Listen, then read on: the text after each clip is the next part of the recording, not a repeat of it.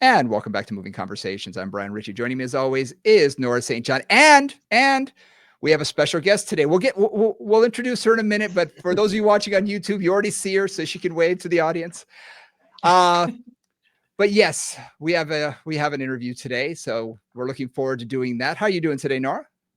I'm great, Brian. It's nice and sunny here in California. I think it's going to start raining tomorrow, so we will look forward to a little bit of rain here out in the west, out in the dry west. Yeah, you could have all the rain that we've been having because it was nasty the last 2 days over here, and it's been cold. Nice. You can have some of that too. Oh yeah, I don't need that. We don't need it here either, but yeah, my choice for living in DC, let me tell you. So yes, today we have a special guest. We have Melissa McNamara here.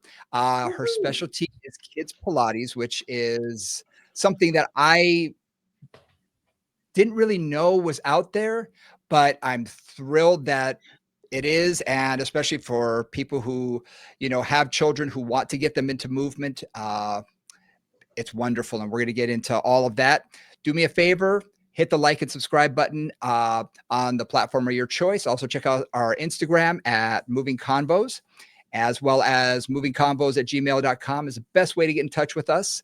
And Facebook, Moving Conversations. I think that's it. Oh, check out the YouTube channel. It's under my name, Brian Ritchie. If you want to see all of us live and sort of in person, acting things out, that's the best way to do it. And especially if you are watching from a foreign land, you can always hit the closed captioning in another language. So you can always do that as well. So we got all that behind us. That's behind us. Okay, cool. So I guess it was 2 years ago, 3 years ago that we officially first met, Melissa. Last year. Last November. Okay. It's interesting because she and I have been November, yeah. Mm-hmm. You and I have been traveling to Korea off schedule from one another. I'd go and then I hear you're coming, and then you'd go and I'd be coming after that. So we'd been sort of leapfrogging each other, but never really seeing or meeting each other face to face. So it was really neat to be at the same conference and actually get to know each other and talk and hang out a little bit. So it was really interesting. And now, we talk all the time, and it's really neat to sort of have, another contact with someone with similar experiences, good and bad, from Asia. So it's always nice to be able to celebrate and commiserate some of those issues as everything is in life. But yeah. And like I said, your specialty is kids Pilates. So I'm going to turn it over to you and tell us a little bit about yourself. Yeah, great.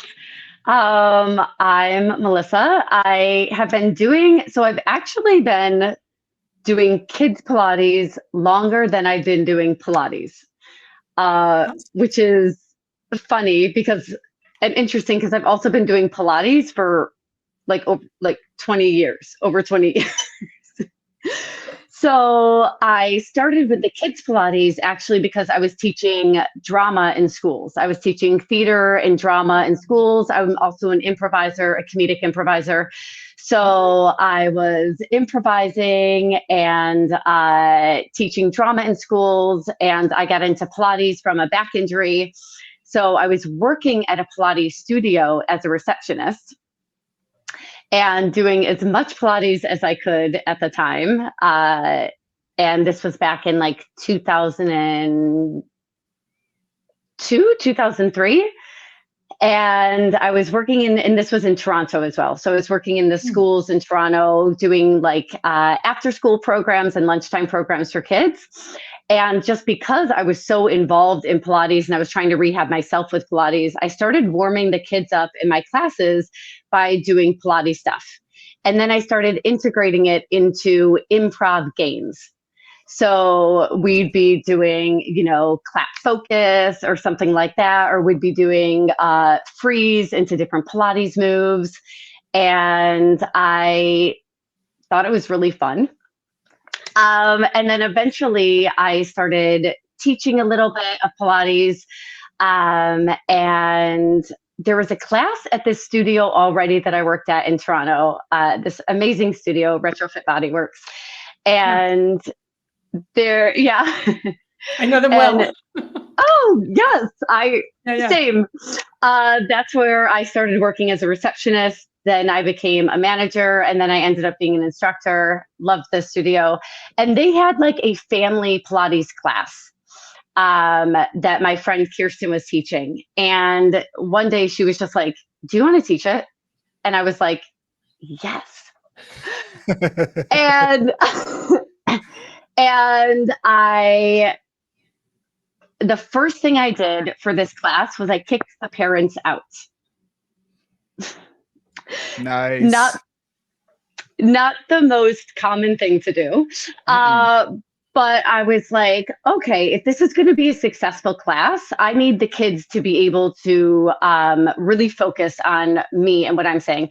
And if you have kids, which I now do, but I've worked with kids like my whole life, you know that when their parents are around, sometimes they act out even more because their parents are around and they can get more attention.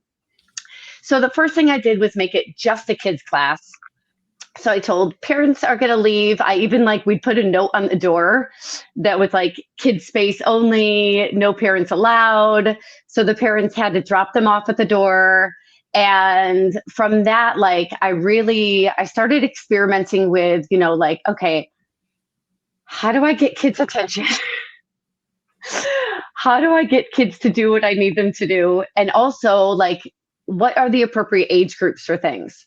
So this started way back, and I think my first kids class was maybe 2004, something like that. And I find this very, very interesting because I've actually not only having 2 kids, but also I've done a lot of reading on when you work with children, that there's a big study that actually showed that when the kids were by themselves, they were much more free, much more creative, much more enjoying of the moment. Whereas a lot of times when the parents were watching, the parents would actually tell the kids how to play and what to do. If their kids are put, with a bunch of blocks, for instance, well, the kids might make a fort.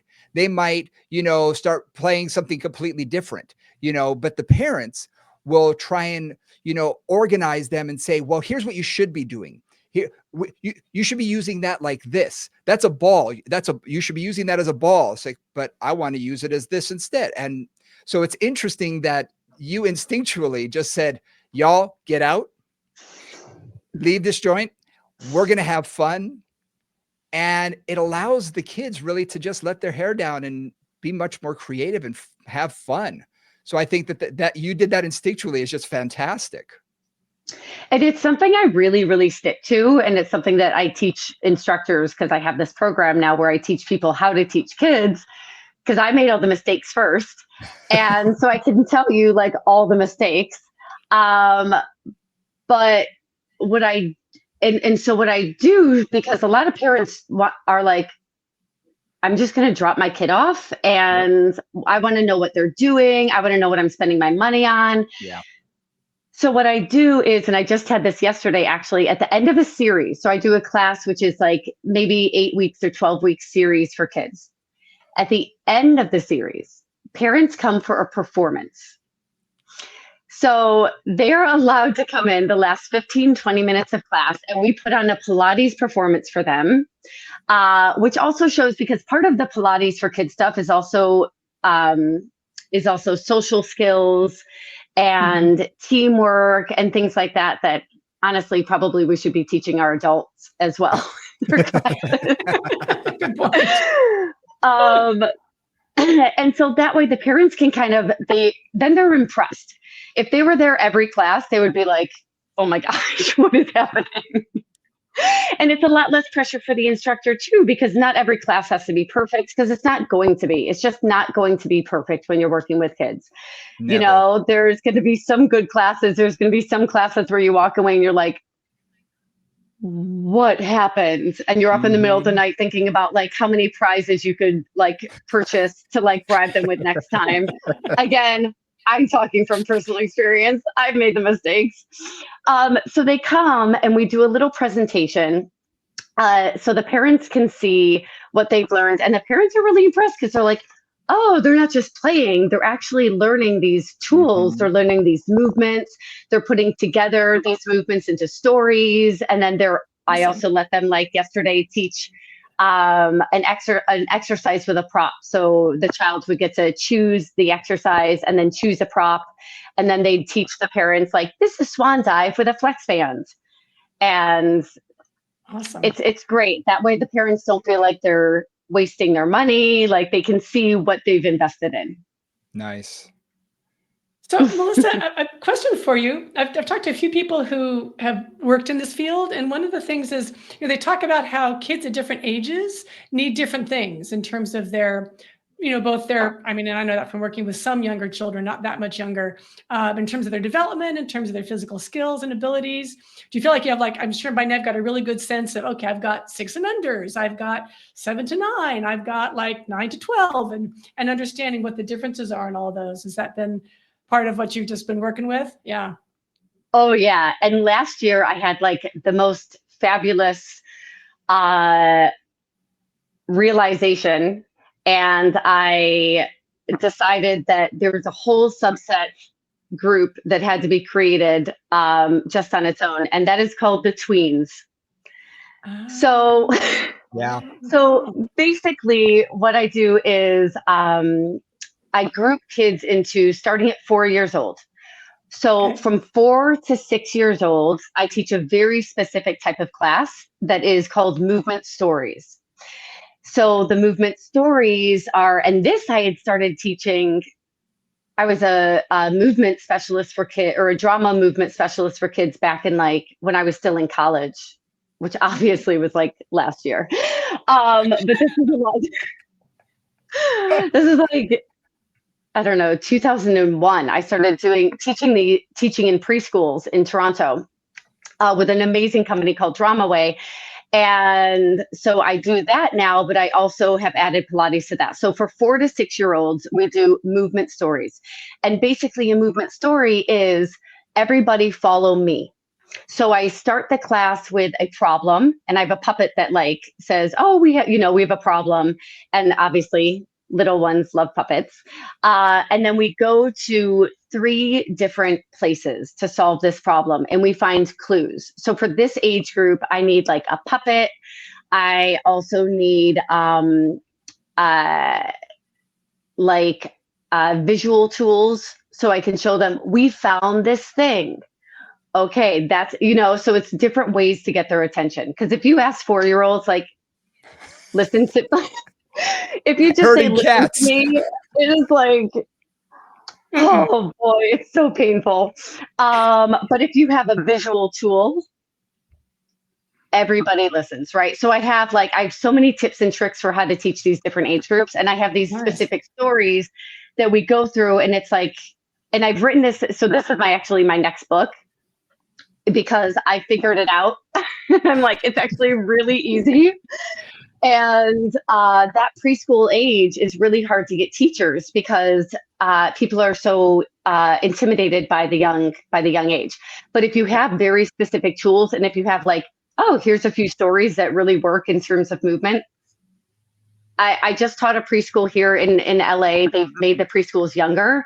And so it was like 2 and 3 year olds, and it still worked. And all the parents and the teachers were like, how did that happen? So that's my movement stories in that very young group. And then starting around 7 to 10 is a great age to clump together. This is an age where they're able to actually do a lot of the Pilates mat moves. And I always modify flexion-based exercises. So flexion develops last for human beings, and our extensor group develops first. So you'll notice like kids are really great at like swan and all the back bends and anything that goes into extension. But when it comes to forward flexion, roll-ups, even like rolling like a ball, things like that is very difficult for kids. And it should be difficult. Like, we shouldn't be forcing them to do things that anatomically they cannot do. Yeah. Which is another thing that I really like to talk to instructors about, because sometimes we expect kids to do the same exercises that we expect adults to do, and that is really one of the main things that I'm against, where I say, kids are not small adults. But in this age group, so 7 to 10-year-olds, I have 17 exercises, mat exercises, that I take them through, and I have them all on these little cards, because again, visuals are really great for kids. So if I have a visual thing, bam, I get your attention, and they really want to do the thing. And then also it gives them choice. So that's another trick of working with kids, always giving choice, choice of like, you pick a card next, you create the exercise. It's one of like my little tips and tricks. So this age group is like the prime age, I think, for Pilates, is that 7 to 10-year-old age.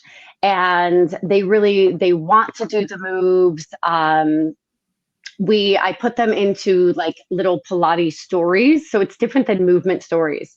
But for example, I line up these different cards, and it's the cat rolled under a bridge to go swimming. So we do cat stretch, then we do rolling like a ball, then we do bridge, and then we do swimming. And that is the first story I teach all kids, because it gets you a good mixture of, flexion and being quadruped as a cat, and kids love cats, rolling like a ball, which can be hilarious, and then bridge, and then swimming is, a really nice prone exercise. And usually at first for swimming, we're just going up and down, and we're not doing the contralateral and reciprocal movement pattern. But speaking of ages still, sorry, I digress. I could talk about this for 17 hours. The next age group, I used to start teenagers at 12. And then I had a class where I was teaching a teens class, and I had an 11-year-old with a 13-year-old. And this was like a couple of years ago. And my teens classes would go like 11, 12 to like 16. And then 17-year-olds can usually go into like a typical class without doing like rollovers and things like that. And I had these two girls in this class together, and it was like, no, this cannot happen. And then I had once a whole class of like 11-year-olds, and I was like, you need your own class. Yeah. So now I have Pilates for tweens, which is 11 and 12, and they get their own class, even though it's such a small amount maybe of children, but that age is so precious. And they do mat work, and they start to do a little bit of equipment. There's like a few exercises on the equipment that I feel is safe for them to start to learn. And then I have my teens, which are basically like 13 to 16. And they are doing mat work, but they're also really into the equipment because they're teenagers and they can start doing it, safely. But I really teach the teens, like I teach them as if they're instructors. So we go over how to put on the springs, how much tension is in each spring, how to change your carriage. They know like the settings of the carriage. They know everything. Nice. And I also teach them anatomy as if I teach instructors. Like I teach them the layers of abdominals, and I feel like their brains are such sponges that like, why not? You know? That's something that I've been harping at for a long time, is I think anatomy should be taught in high school. Absolutely. I think in junior high school. Exactly. Way earlier, because I mean, this is our machine. We should learn about it. You should know what you're carrying around with you and understand, especially at a young age, when you are dealing with everything from hormones to your body's changing and one class period of talking about how your body is changing from the, guidance counselor or the gym teacher does not cut it. I'm sorry, that does not cut it. So I think it's so important to be able to educate people at a younger age about our bodies. And I think it's great. And I have to say this, I'm thrilled that you created a course like this, because I can't tell you how many times I've watched people try and take adult-based classes and say, well, we'll just teach kids this, and expect the kids to, okay, you're going to do this, this. Kids are going to respond way differently. That just didn't Absolutely. work. It's also setting children up to hate exercise Yes. Yes. and to hate movements.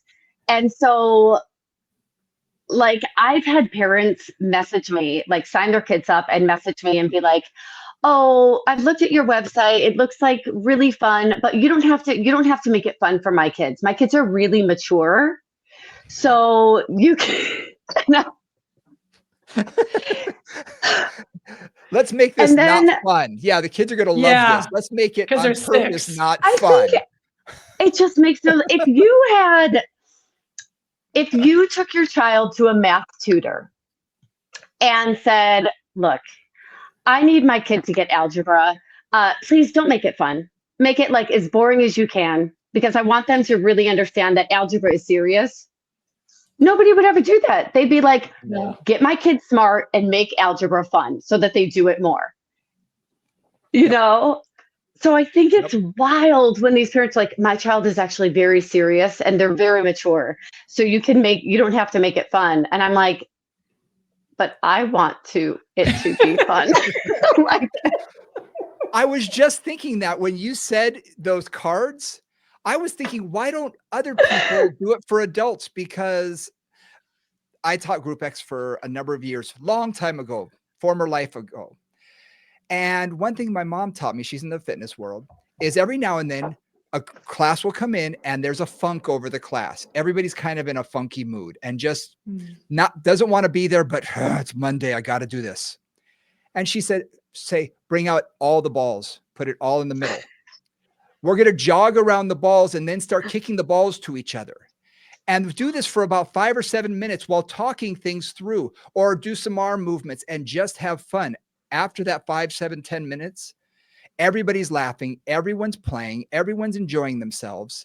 And it's like, it breaks the monotony. Why can't you have fun? Why do you have to have, here's the choreography, here's what you're going to do in this order, the same way every single time? Are you kidding me? Nothing sounds more boring. You know? Yep. Another aspect of kids program that I think that we should introduce to our adults is, I was thinking about this last course I taught, is the concept of transitions. So I make it really clear that like a kid's class, like every time I teach a kid's class or even privately with kids, I have very specific things I do for the transition into the space and the transition into this time of exercise. Yeah. And I think it's something that we've lost a little bit with adults, and we expect them to just like, okay, you're here now, so now we're going to do this thing. We expect them to just like be able to transition really quickly. And I think that in our day and age, like, I think that's harder and harder to do. Yeah. So it's something I've been thinking about lately. Interesting. I like that. Interesting. Hey, so this is great. I'm learning so much already. So thank you, Melissa, because this is exactly what I was hoping would happen. It's like, oh my God, this is just like so rich. A question that Brian wanted to ask you, and he hasn't gotten to it, so I want to get it to you here, is how did you get interested in movement? Like, where did your passion for this begin? Because I always think that's a good question to know from people. So tell us a little bit about that for you. Yes. Well, I was... The immediate thing that comes to mind when you ask me that is when I was a child, and I hated movement as a child. And I think about this a lot because this is now my job of, teaching movement to kids. And I wasn't in dance. I wasn't in gymnastics. I didn't like movement. And I remember a very specific moment when I was in the 4th grade and I just gone to a new school and we had to run around like this track a few times, as you do. And this little boy looked at me and he goes, "You're not moving your arms. You have to move your arms." And I was like, I do? And so the next time I go around, I start moving my arms, and I was like, wow, running is really fun. And it was just like not intuitive to me to like move my arms. So after that, like I joined track, I became a runner. Like I run almost every day. Like I love running. And it took this little boy to be like, you should move your arm. That is a great story. The wisdom of kids. Seriously. And we're like, and so I think that's really like, like a really interesting, and weird thing that happened for me. And then getting into Pilates happened when I was in college, and I woke up one day with debilitating back pain. So I think it was like my last year of college, and it just came out of nowhere, as we all know it does. And I was in theater school in Toronto, so I was majoring in performance, and I did a lot of movement theater in college. That was our major, was like devising theater, creating performance, lots of movement based stuff. And I couldn't do the thing I love to do. That summer, I went to San Francisco, and I worked with the San Francisco Mime Troupe, which is a very physically demanding theater company. I found myself like in the emergency room because my back pain was just so bad. And it was very depressing because here I was at like 21 years old, and I couldn't run, I couldn't exercise, I couldn't do theater, I couldn't do anything. So I moved back to Ohio, and I saw the surgeon for the Cleveland Browns, the back doctor for the Cleveland Browns. I think my dad like paid out of pocket for me to see this guy because we were like, what is wrong with her? And my x-rays and my MRIs came back with like some herniations and degenerative disc disease, which that's pretty young to have that. Yeah. And we saw one doctor who was like, oh, well, let's do surgery. And then this Cleveland Browns doctor, I'll never forget this moment. He looked at me, he almost laughed, and he goes, just get stronger. And I was like, I was so mad. I go, excuse me? Really? And he goes, but like Iron Woman strong. He's like, you need to be ridiculously strong, but just go get stronger. And I was furious, and I left bawling my eyes out. And I moved back to Toronto, and I had and Pilates wasn't that popular for like everyday people back in like 2001, 2002. And I was walking home one day from teaching a theater class to kids, and I saw this studio, and Retrofit Bodyworks, and I went in and I asked them if I could take their seniors class for senior citizens. Because you look just like a senior citizen. Right. Because I was like, I'm in so much pain. I feel like I'm 80 years old. Like I was in so much pain. And I know I have to get stronger, but I can't do anything. I couldn't run anymore. I couldn't go to the gym. I couldn't do anything. And they were like, no, you cannot take that class. But I knew I couldn't afford private sessions or anything like that. And then I saw an ad in Craigslist that I think or in the newspaper or something, because this was so long ago, that they were hiring a receptionist. So I got a job the next week at the same studio that I had asked them if I could take their senior citizens class. And by becoming a receptionist, you could do classes for free. So I took 2 classes a day, every single day.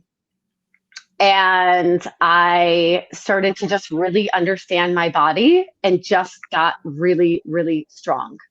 So he was right. And that's what you needed.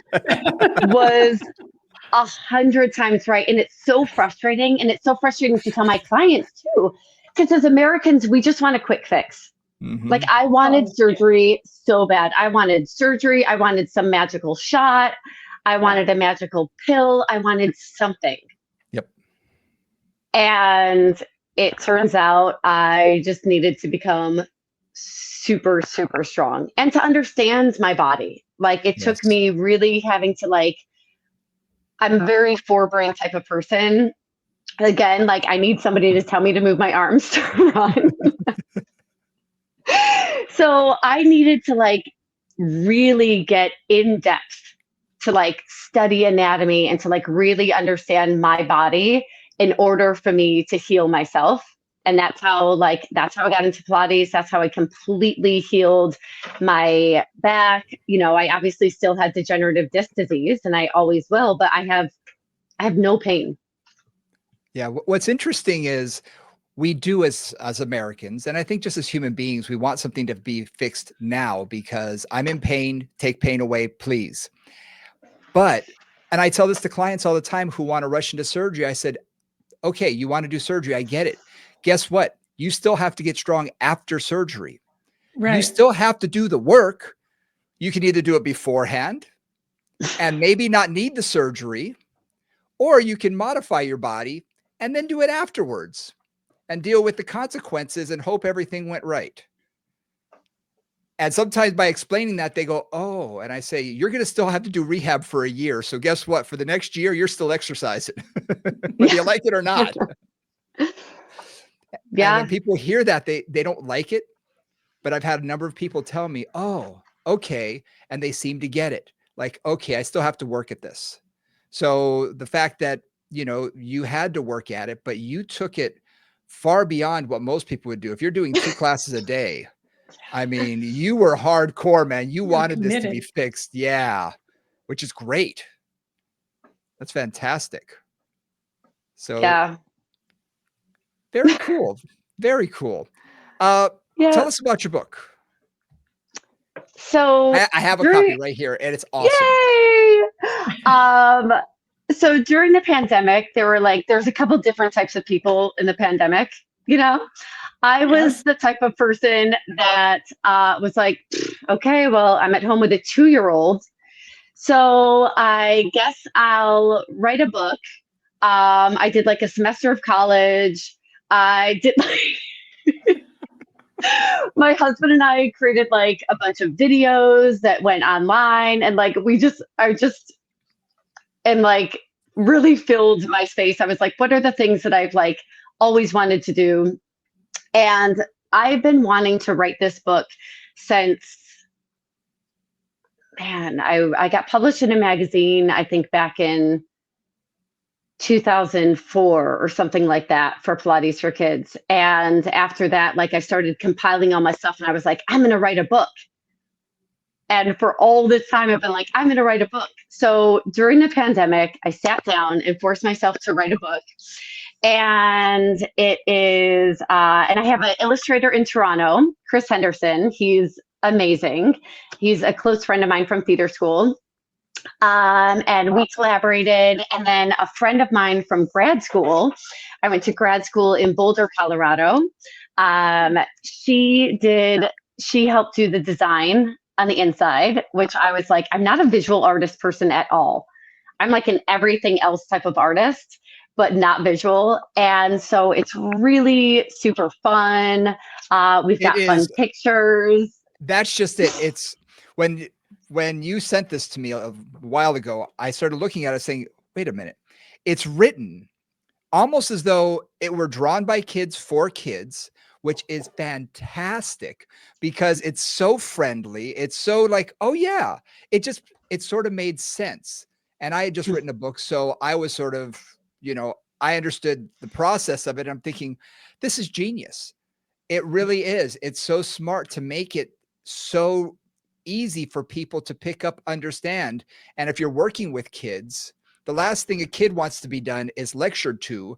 What they want is to sit on your lap and to look at the pictures with you and say, okay, here's what we're going to do if you're going to do this, with them and play around with them and whatnot, which I think every parent should do. I would love to see every young parent get on the floor and do Pilates with their kids because I think movement is the most important thing we can do for children at that young age, to really get them to understand that movement is fun and should be treated that way. So I think I read this and I said, man, this is it's exactly what my wife would have wanted. She would have immediately been drawn to this if she'd gone to the bookstore and saw something and been like, yeah, that's the one that she would have chosen because it's friendly, it's fun. It doesn't look like here's a list of exercises that you should be doing. So I commend you for that. That's really cool. Thank you. And it's funny because when I started writing it, I'm a instructor trainer for Stott Pilates. And so I teach instructors. And one of the things that instructors are always like have a hard time with is like the cueing language. Mm-hmm. And as I was putting this together, I was like, well, talk to your client like they're a kid, like start real, like just be really simple, and I'm writing the cues for some of these exercises. And I was like, cueing words, curl into a ball. That's all you have to say, or like hug your knees and elbows. Great. Like start really simple. And I told some of my instructors, I was like, once I have this book, like just use these cues for your adults. It's fine. Absolutely. We all and then integrate some nuances. Yes. Yeah. That's I think people get hung up on saying the right thing and to be anatomically correct and to say everything perfectly instead of sometimes just break it down to the barest, simplest way to do it possible, because chances are that's what their brain will remember and say, oh yeah, okay. Put your leg there. Yeah. Roll up. Exactly. Roll over. Yeah. Yeah. Exactly. Yep. Exactly. And another thing in this book is I give class plans for teachers. So like you could take this and have a 6-week session so that at the end it tells you like exactly like how to organize a class. And I think part of the success of like a kid's class, and I teach classes very differently than I do for kids' private sessions. Mm-hmm. So private sessions for kids are very different. And usually I have kids with special needs as well when I have a private session. So that's a little bit different. But a kid's class, I think the success comes from the way the class is organized. And that was one of the things that took me a long time to figure out, like, okay, how do I organize a kid's class? And I think that's really one of the tricks. And that's one of the things is that I teach in the program is like, this is what you do, then you do this thing, then you do, and it's all different exercise. Not just, we don't just do exercises the whole time. You can't do exercises with kids for 45 minutes. But it's very much a on the mat, off the mat type of structured class. So it's structured and unstructured at the same time.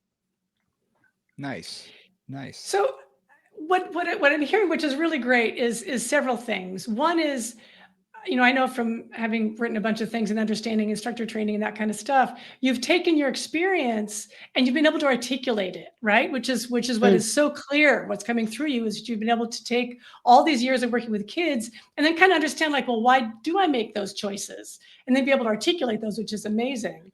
And what I love that you just said was the things you've learned from exploring and working with kids that you use with adults. Because really motor learning is kind of the same, whether you're 60 or whether you're 6. It's like, where do I put my legs? Where do I put my body? What image, what kind of global image really helps me to get where I need to go? So if you mind, like, what else do you think you've learned from working so much with kids that has just helped you to work with all of your clients, whether they're special needs or whether they're older or anything like that? Yes. So one of the things I implement for my adults are some of the props I use with kids. Mm-hmm. So, and I have one client who she's so amazing. But she started having her teens come to see me. And then one day I was working with her and she's an ex-dancer.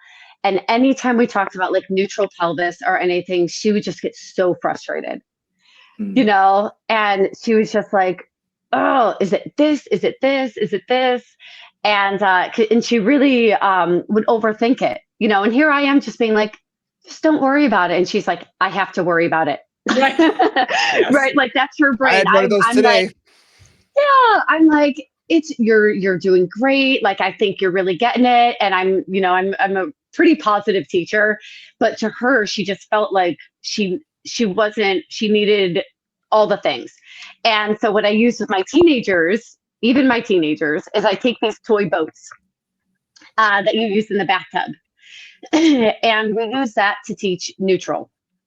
And now with kids, everybody teaches Pilates differently, obviously, but especially with like kids and teenagers, I never teach imprint. I don't teach like a scooping or a tucking. I just teach neutral, because if that's the final goal, like why would I have to teach anything else? So I use these toy boats to just talk about like, oh, that's on your pelvis. And we joke around and we say there are pelvic props. And so I put this boat, between her hip bones, her ASIS, and I was like, okay, now we're going to do this exercise with the silly little prop here. And she was like, it was like, that was the thing that she just needed, something tactile. Yeah. That wasn't like a hand or, and with the kids and with my teens, once they start getting it, we also fill up that boat with water. And then that becomes another challenge of like, oh, so instead of saying, oh, you need to do this exercise slower, because if you try to tell a child to do something slower, you will not succeed. You say, don't spill the water. Bam. Now you've gotten a kid to go slower, right? The other thing I use are like, I use a bunch of like, I use so many props when I teach kids. Like I have a whole bag. I'm like Mary Poppins. I use all these like squishies, the squishy things you can get online. I use those for like everything. Because again, like anything tactile or choices are really good. Even with adults, I like to give them choices. And for breathing, I use, what are they like? The party things that you blow out, like for New Year's. Yeah. The little blowers. Yes, and I use those, and I also use straws. So if I have a client who wants to have some fun, we use those, and that way they're forced to make the sound. Like if you have to blow through those things, they're actually really hard. But especially in LA, I find that my clients don't want to breathe, and they don't want to breathe in a way that might make them feel vulnerable or embarrassed. So they're like, and I'm like, no, we need to exhale. And they're like, so I'll pull out my tools and I'm like, okay, now we're going to a party, and we'll get the thing that you have to blow out, or even just a straw, because blowing through a small narrow straw, like you have to use a good amount of exhale and a good amount of force. And it's been so helpful. Like if I can use that and the boat and say, okay, as don't move your back, but as you blow through the straw or through the thing, see if you can get that boat to just sink down just a little bit, without imprinting or tucking or anything like that. But they may finally get that concept of engaging their transversus abdominis and being in a neutral pelvis. So those are, awesome. Yeah. Anything that you can get an adult or anybody to have fun and to play is just so important, and that's great. I'm thinking I'm going to steal some of that. Those are really good ideas. Please do. Absolutely. One of the things I often say is if you can feel it, you can change it. So, if whether it's a kid or an adult, if they can feel in their own body what you want them to do, like watch the boat tip and water fall out. That's like a very active experience, as opposed to imagine, you're sinking, blah, blah, blah, whatever the words are. Not everybody's imagination is that effective. They need like something very practical and very physical. I mean, whether a kid or an adult. That's awesome. I love that.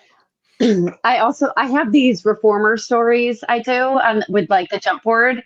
And I remember one time before I was going to teach it to instructors, I was like, can I use you as my guinea pig? I just want to practice teaching this a few times to one of my clients. And so we did, so we're on the jump board and we're like walking, and then we're like, we find a mountain and we have to jump, and there's this whole story. And then I add improv to it, and I have kids do improv with it too. And I did this for 45 minutes with my client, and she was like, that was the best workout ever. Yep. Because now she's in the awesome. story and she gets to do this really fun thing, and she doesn't have to think about her life or like what muscles are working, but she's just doing it. And it was so much fun. That's awesome. That's really awesome. I love that.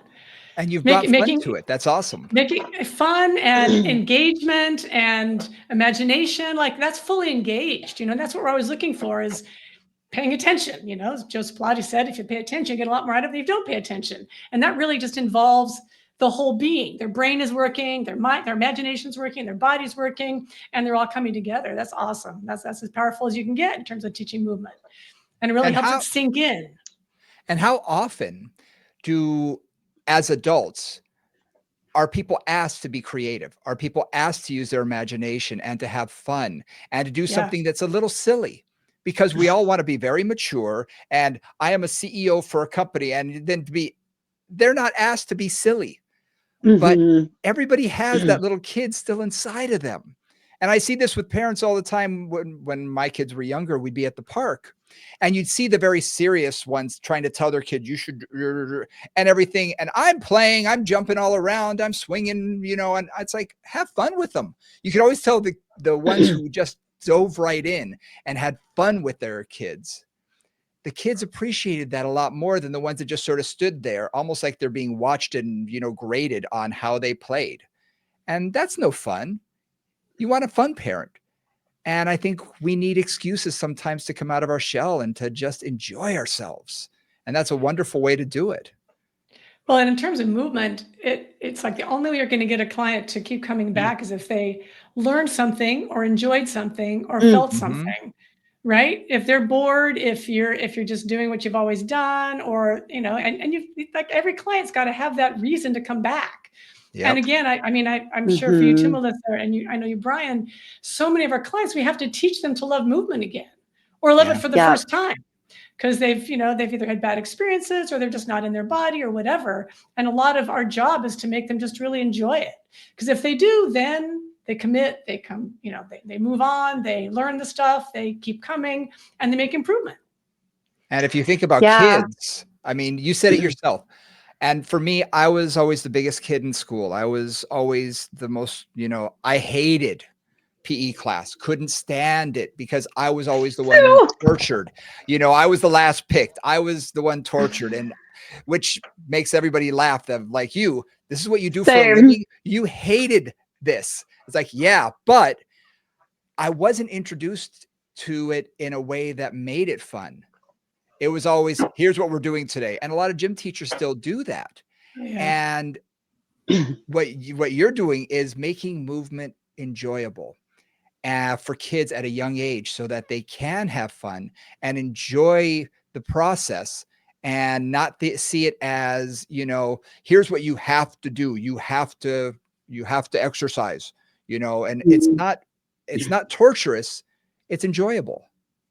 You just have to find out what it is about it that makes it enjoyable for you. And I think what you're doing for Pilates is fantastic, because kids are introduced to something that most people don't discover until they're well into their adulthood with Pilates. And I have so many clients that I see, maybe not until they're 80, and they have a hard time distinguishing what is pain and what is like their muscles working. Right? Or, and sensation. They've never felt the joy of movement. And it's very complicated for their brain at that point to then figure out like, does that feel good or does that feel bad? I will also say my daughter doesn't like PE, but my daughter has been she could wake up and do a 10-minute plank. She's like the strongest kid in the world and very coordinated as well. But I think another issue that we have, especially here in the US, is that the PE teachers, like maybe it's a sports thing. I'm not sure if it's like too focused on just like, this is a sport and this is what we do. Yeah. But also the expectation of what children's bodies can do is a little bit wrong. So with, the president's test and all of those things of like, you should be able to touch your toes at these ages, you should be able to do a full sit-up. I've done a lot of research the past few years about what kids' bodies should be able to do. And because that's very important to me too, that we're not like forcing movements on them that is inappropriate.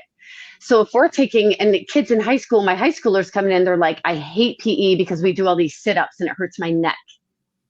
Right. Well, and I'm like, you shouldn't be doing sit-ups. You're 14 years old. There are other core exercises to do when you don't have that flexion capability. So why are they doing that? And why do they have to hold a plank for 5 minutes? And when they don't have the stamina and the shoulder stability to even hold it for 10 seconds yet. They don't even know what you're talking about. So we've got these kids in school who then think, I don't like movement because I don't like PE. I don't like exercise because I don't like traditional PE. And I will tell you that the kids that do the best in my Pilates classes, I'm so thankful that their parents have found Pilates because they hate PE. They've never wanted to do dance, gymnastics. I have a lot of parents who are like, oh, my kid's not very physical, so they won't like it. And I'm like, no, those are the kids that actually love my class. They're the ones that actually love it because I'm not asking them to do things that aren't good for their bodies. I'm asking them to have fun and then to move their body in a way that feels good for them. And they end up doing so well, and they end up progressing, and then they end up being able to do pull-ups and ridiculous, like such hard things that their parents are like, I never thought that was possible. So yeah, I really think it's unfortunate that our schools have a system where they're putting kids into exercises where it's just not great for their bodies. Yeah. I'm dealing with this. Yeah. With my youngest, he enjoys social. So for him, sports has always been about playing with other kids, not about winning. And I remember he was put on a baseball team, and he's fast. He's a runner. He was a natural born runner. He doesn't get it from me, trust me, but he's a natural born runner. And the coach saw he had this unbelievable speed. So they're like, I'm going to draft him. And come to find out though, my son had never played baseball before, didn't really know how to catch or throw very well, couldn't swing a bat. He could just run, but the coach saw potential. But this was also the #1 team in the league because they were the diehard. They killed everybody. They wanted to run a score up, 30-0. That was this kind of coach. And we realized real fast, this is not what my son wants. He just wants to play. He'd strike out and come off the field going, yay. And the other kids would be teasing him and yelling at him. And he's like, why am I being yelled at? He said, I swung at the ball. It was fun. And I immediately yanked him. And we're doing that, through school, the same thing. It was like, okay, you have to find out what it is about these sports that you like. You like the social aspect. Cool. Go have fun with your friends. We go to the gym and it's he and I, and we play. He does his weightlifting, but we make it fun and we joke around and we pal around, and it makes it more social for him. And that's to me, that's even more important, is that he's enjoying the time. He's enjoying what he's doing. And I wish we had something like you here that I could have put them in at a younger age, where they would have had all of that creativity and fun and enjoyment, rather than being yelled at by the coaches, that you're not doing it correctly. You're not doing it right. One of my, an instructor that I worked with in Southern California, Dawn Marie Ikes, she was at PT and she was doing Pilates for Kids program there. And it was interesting because she did a little, like an 8-week study where she had the kids do, I think, class twice a week. I think they're kind of in the 8 to 10 range. they did class twice a week, and they were really looking at kind of subjective measures. So first, kind of like self-esteem measures and self-confidence measures and that kind of thing. And they did a pre-test before they started, and then they did one 8 weeks later. And the main thing they got out of that was, yes, their physical abilities improved, but more than that, their self-confidence improved, their self-esteem improved, like just their sense of confidence and control and understanding of their body. And that translated directly into them just feeling better about themselves, because like if you inhabit this thing, you feel better than if you're not inhabiting this thing, because this is kind of where you live. And it was really nice to see that. And I'm sure you experience that all the time in terms of your teaching. It was interesting, that's what that study showed about empowering kids to move really changes how they approach everything. Yeah, it's huge. And especially, I think, for all ages of kids, but I think especially for that like tween into teens age group, when their bodies are starting to change and like social things are starting to change. Like I remember I had a group of tweens come in and ask me one time, like, how do we get a six pack? And I was like, let's talk about what a six pack is. This is a great conversation. And it was great because I don't want them going on TikTok or YouTube and going, how do I get a six pack? Yeah. So we talked about, what the superficial muscles are. We talked about why it looks that way, in media and things like that. And then we did the thing that you do sometimes when you're teaching anatomy. We got like all the flex bands out and we wrapped them around as different muscles. And then we did different exercises, and then they created exercises. I'd say, okay, now you create an oblique exercise.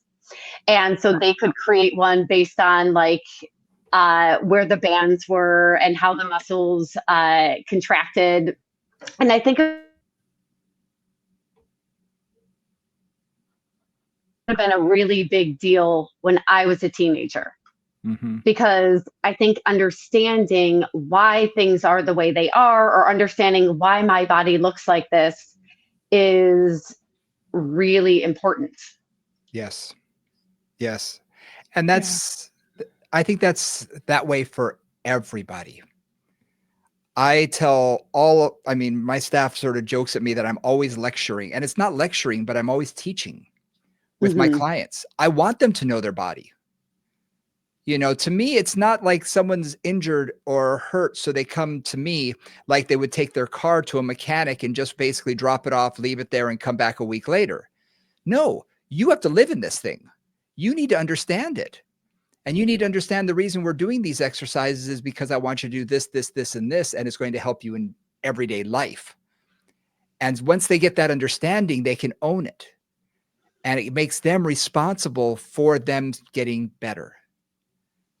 And I think if we start that at a younger age and really explain that, it makes them want to learn more, and it makes them understand better. And you said it yourself. I mean, they were creating exercises and they were having fun, and they finally understood, wow, that's what the abdominals are. They're not just those little lumps that go down. There's 6 or 8 of them, on those perfect people that everybody tells me I should look like. They actually understand that, oh, this is responsible for movement. And that's a huge thing for people to sort of understand at a young age. And I think that's awesome. Very, very cool. Anything else, Nora, that you want to bring up? I mean, we've covered an hour and it's gone by. Like I looked up and I was like, oh my gosh, I swear it's been 10 minutes. No, I've learned so much and been so inspired by the work you're doing, how you put it together, the thought you put into it, just the joy that you bring to it. So I'm super inspired, and I just, I hope some of our listeners will also have that same experience, and we'll have all their contact information for you and for the book and for your courses, after we don't put that all in the show notes, because if somebody works with kids or has kids or just wants to understand how to work with them effectively, this has been phenomenal. I just really appreciate your time, and I learned a whole lot. So thank you. So before we go, I want to ask a couple of things. Okay, number one, where can they reach you if someone wants to find out more about your program? Because you do have an awesome program of certification of how to create this and how to become a teacher and instructor for Pilates for kids. So how can they do that? They can reach me through email through mindartcore@gmail or melissa@macpilates.com. MAC I also Pilates. macpilates.com. Okay. I also have macpilatesforkids.com.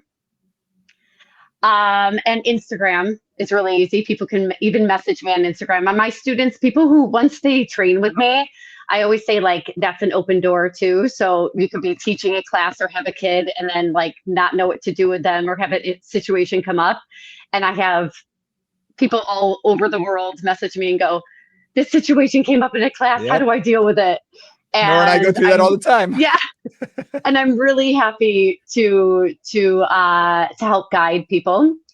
I also wanted to mention really quickly that I'm starting new research with a pediatric OT on primitive reflexes. And that is that's a new area of study I'm very interested in. So future courses that I will have will also, I just taught at IDEA Korea, and I taught a little bit of this just to see if people were interested. And I taught some exercises about the Moro reflex, which is the startle reflex, and how it connects to our core. And so I'm really excited about starting a little bit more of that research and going down that path too. So there will be more advanced courses coming up as well. And I use that too for some of my kids with special needs. Fantastic. So that's the other thing that's been really exciting is that as I've gotten more and more working with more and more children, is I've started having more and more kids with special needs, more and more kids on the spectrum, especially. And I'm seeing how much Pilates is helping them. And it's the most exciting thing for me. So I'm really excited to keep doing my own personal research there so that I can help guide other instructors with that, because I think it's like that's the way we're going. Fantastic. Awesome. Fantastic. Yeah. Secondly, where can we get your book? Right now it's on Etsy or on my website. So macpilates.com. And it's on my Etsy page, which is macPilates. Fantastic. Fantastic. And I'm already going to throw it out there. We'd love to have you come back because there's something that you do that I find fascinating, but I want to dive into a little bit more next time because it involves movement as well. So if this is a little preview for everybody, so we're definitely going to want you to come back. And also next time, I'd love for you to go into maybe how you would, create a class and sort of walk me through that and walk us through, the creation of one. And, I think that would be fascinating for people to really sort of see, especially those who have kids or who, want to teach with, teach kids. So I'm holding an open invitation for the future. Done. So awesome. Awesome. And yes, all of your information is going to be in the show notes, as well as on Instagram. So that will all be out there for the world to see. You can always reach us again so if you have any questions that you want us to pass along, if you don't want to reach out to Melissa herself, you can always reach out to either Nora or myself.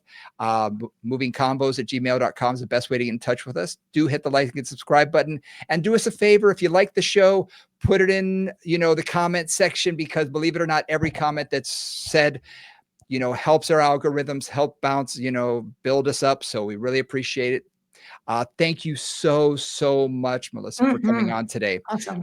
We've been talking about this for a while, so I'm thrilled that we were actually able to get you on. Me too. Thank you so much. This was so much fun. And yeah, I could talk for a million hours about all of this. So Awesome. We can do many more. Awesome. Love it. Awesome. Well, thank you guys for joining us. For Nora St. John, I'm Brian Ritchie. We'll see you next week. Thanks, guys.